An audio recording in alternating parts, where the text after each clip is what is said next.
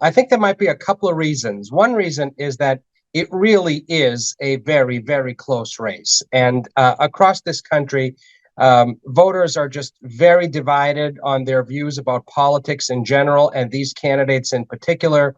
So it's a very close race nationally, and it's a very, very close race in the battleground states, which will be the most important ones in this election cycle. But it might also be the fact that pollsters and other analysts are very, very cautious, I think, in this election cycle, given how close some of these polls are, because they can remember 2016 very well. And I can remember 2016 very well, when the polls were not as close, but they were projecting a very tight race if you looked closely enough. And yet, most analysts missed that. And almost everyone was expecting Hillary Clinton to win.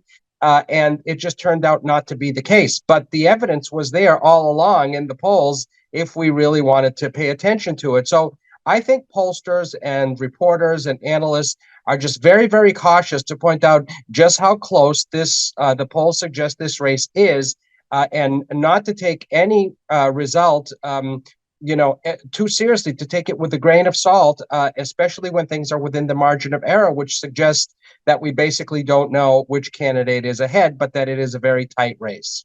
Well, very early on in the night, we will get some results from two very important places, Georgia and North Carolina. Other states polls will close early in those states as well. But Georgia's a battleground state. It's a key state. We won't have all the results, but we will start to have results as early as 7 p.m. on election night, and we'll be able to get a sense of what's happening in Georgia and also what's happening in North Carolina a bit later, and other battleground states will follow. I'll be looking very, very closely at what's happening in key counties in those places where we start to get some of the first votes coming in. We also have some exit poll data to benchmark those against, but that's mostly useful when you can really have some actual votes to take into consideration as well.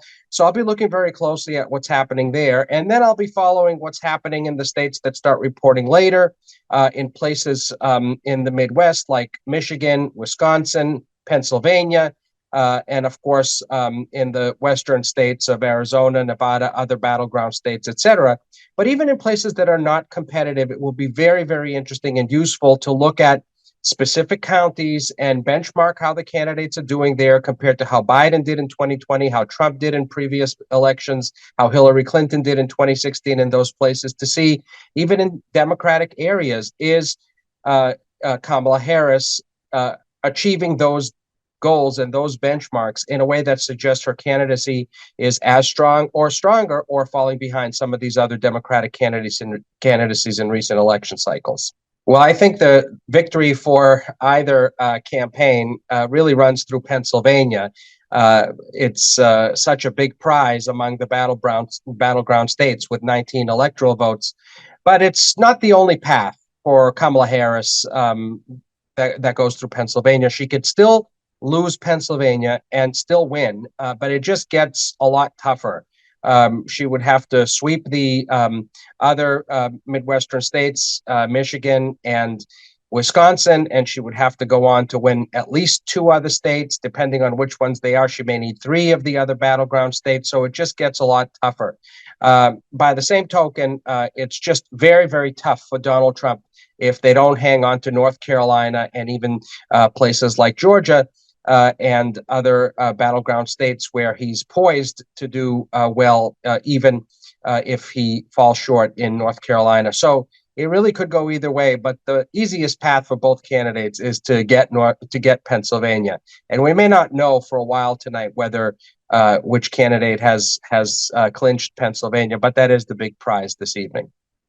Well, it could flip if the early results are different from what the votes look like after all the ballots are counted, mail-in ballots, other types of ballots that there have been some delays in counting. That's why it's very important not to be premature in judging what's happening in this election, and to wait, especially in places where the outcome is close, until the votes have been counted and counted fairly, accurately, and giving voters the confidence that those elections officials have done their job.